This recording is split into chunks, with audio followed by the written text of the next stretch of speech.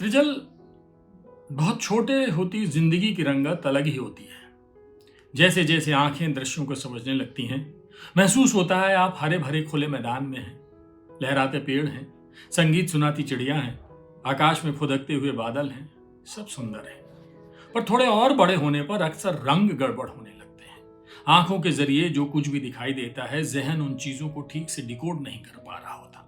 जो जैसा दिखता है वो दरअसल वैसा नहीं है। कहीं ना कहीं ये सिग्नल दिमाग लेने लग जाता है। थोड़ा और बड़े हो जाने पर जिंदगी लंबी टनल यानी सुरंग में बदल जाती है। ऐसी सुरंग जिसमें अधिकतर अंधेरा है, भटकाव है, और अगले पल आप किस चीज से टकराएंगे इसका कोई अंदाजा आप नहीं लगा सकते। आप इसी अंधेरे में लड़खड़ाते हैं, घबराते हैं, डर से चीखते चिल्लाते हैं, और कभी कभी डर इतना बढ़ जाता है कि घुटनों पर बैठकर सिसकते हैं। कुछ अपवाद अगर छोड़ दें तो अधिकतर आप जहां सुरंग में खड़े हैं वहां से लौटने के रास्ते तो नामुमकिन है ही, सफर को बीच रास्ते में खत्म करने की गुंजाइश भी ना के बराबर होती है। कि जिनके पास जिम्मेदारियों के पुलंदे होते हैं, मर जाने जैसी सहूलियतें उनके लिए विकल्प नहीं होती। उन्हें हर हाल में आगे ही बढ़ना होता है, चाहे अंधेरा कितना भी गहरा जाए।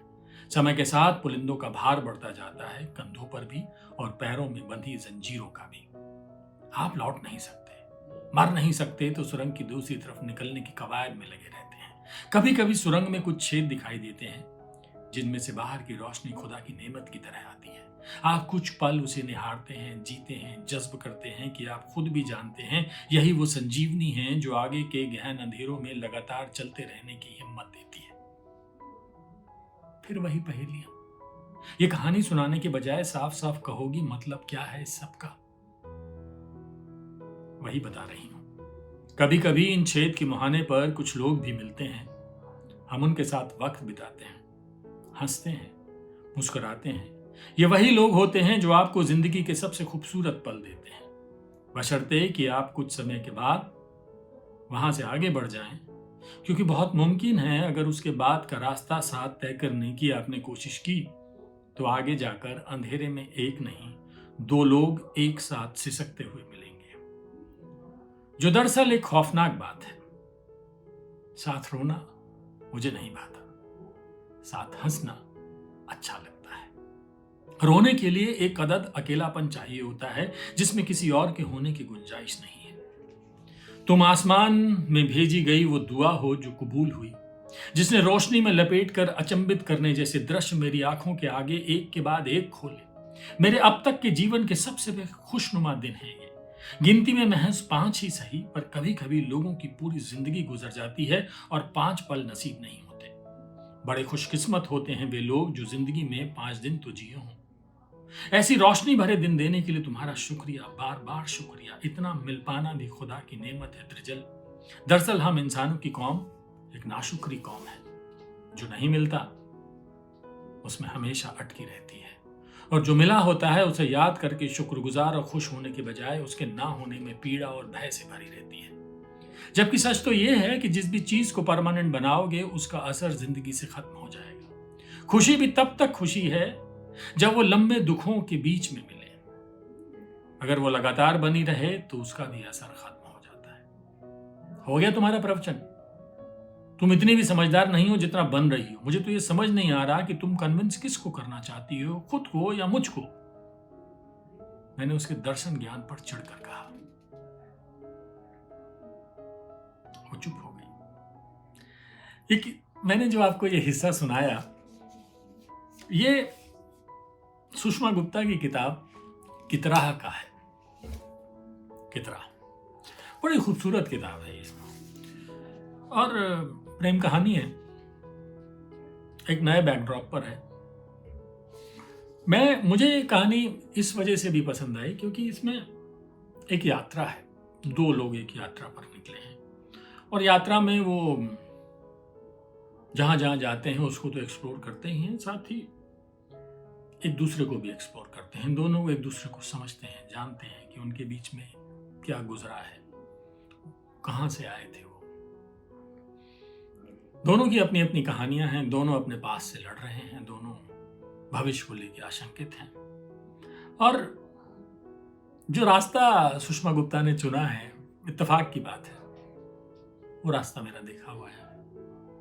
मैं उस रास्ते पे जा चुका हूं कि आप दिल्ली से निकले, शिमला जाएं, नारकंडा जाएं, रामपुर जाएं, करछम जाएं, सांगला जाएं, कल्पा जाएं, रिकांगपिओ पड़ेगा बीच में, आगे ताबो चले जाएं, और रास्ता मेरा देखा हुआ है, मैं सब जगह घूम के आया हूँ। तो मुझे बहुत मजा आ रहा था, मैं खुद रिविजिट कर रहा था उस किताब में उन सब जगहों को, और उनकी प्रेम कहानी का मैंने बहुत आनंद लिया। कुछ हिस्से इसके ऐसे हैं जो मुझे बहुत पसंद आए, बहुत सारे हिस्से ऐसे हैं, तो मैंने एक छोटा सा आपको सुनाया, तो एक और सुना देता हूं मैं। कितरा खुशबू को कहते हैं। तो त्रिजल मैं जब भी देखती थी राहों में किसी जोड़े को हाथों में हाथ डाले तो मुझे बेहद बचकाना लगता था। मैं बोलती थी ये पब्लिक डिस्प्ले ऑफ अफेक्शन मुझे बहुत बेहुदा लगता है, पर अब हैरान होती हूँ अपने बदले स्वरूप को देखकर कि कैसे बिना मुझको खुद को पता चले कब भीड़ में मेरी उंगलियां तुम्हारी हथेली में कसी होती हैं, जो किसी धक्के से भीड़ के छूट जाए हाथ पल भर को भी तो कैसे एक अबोध बच्चे जैसा जो मेले में अपनी माँ का हाथ छोड़ बैठे ऐसा महसूस होने लगता है मुझे, बौखलाया, घबराया या खूब सारे अनजाने भय से भरा। और इससे पहले कि भय मुझे अपनी गिरफ्त में ले तुम्हारी हथेली तेजी से ढूंढ लेती है मेरी उंगलियों को फिर से। और तुमको तो इस बात की खबर भी नहीं है कि जहां स्त्री महसूस करती है महफूज खुद को ढका हुआ कपड़ों में, वहीं मैंने महसूस किया खुद को महफूज सिर्फ और सिर्फ तभी जबकि मेरी देह ढकी थी तुम्हारी देह से, और उसके बीच में उसके दरमियान किसी कण की यहां तक कि हवा की भी गुंजाइश नहीं थी।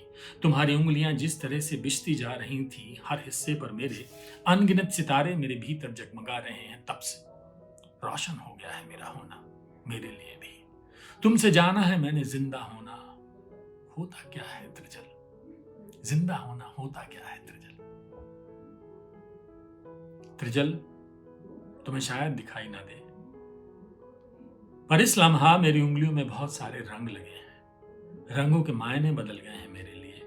भूरा रंग मुझे याद दिलाएगा पैरों को छूते उन नदियों के पानी की जो मिट्टी को खुद में समेट खुद का रंग बदल चुका था, और उस भूरे पानी में डूबे हमारे पैरों का भी। पीला रंग मुझे याद दिला रहा है उस फूल की जो तुमने यूं ही चलते चलते अचानक से शाख से उतार कर मेरी हथेली पर रखा था। ढलती शामों का नारंगी रंग मेरी आंखों में अब हमेशा भरेगा मुस्कुराहट की इस रंग की टी शर्ट में बहुत खूबसूरत दिखाई देते हो तुम। भूरे और काले रंग को साथ देखूंगी तो याद आएगा किस तरह इन रंगों सा घुल मिल गए थे हम जब तुमने अपने हाथ से उड़ाया था मुझे लाल दुपट्टा और पहनाया था बादामी कुर्ता जो जाने कब कब में तुमने खरीद लिया मेरे लिए। और फिर तुमने शीशे में हम दोनों की तस्वीर उतारी। मैं तुम्हारे आगे खड़ी थी और मेरे पीछे तुम उस काली कमीज में। सब कुछ इतना लयबद्ध था जैसे कपड़ों से उठ रही थी कोई चित्र धुन जिसकी सरगम मन तक जा रही थी। और इस पल सृष्टि के नीले रंग में नजर आ रहा है मुझे किस तरह एक फूल रात तुम्हारे ऊपर खिला था, गहरे नीले रंग का, तुम्हें लगभग पूरा ढकता हुआ। उस नीले फूल के आसपास चमक रहे थे जुगनू, और सबसे ज्यादा चमकदार थे वे सितारे जो हमारी आंखों में थे। बताओ ना, इन रंगों को महज रंग समझकर कैसे देखूंगी अब कभी। जानो, मैं भीतर तक भीग गया था उसके असीम प्यार से। मेरा अंतस कांप रहा था। वो जिस तरह की बातें कर रही थी साफ जाहिर था कि वो विदा की बातें हैं और मैं उसे स्वीकार नहीं कर पा रहा था। मैंने वहीं उसका गले लगा लिया। घाटी में बारिश नहीं, कतरा कतरा नहीं बरस रहा था। फिर हम बहुत देर तक वहां चुप बैठे रहे।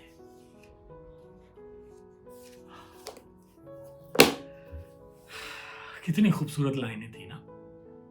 बहुत दिनों के बाद मैंने इतना अच्छी चीज पढ़ी है, आनंद आया मुझे।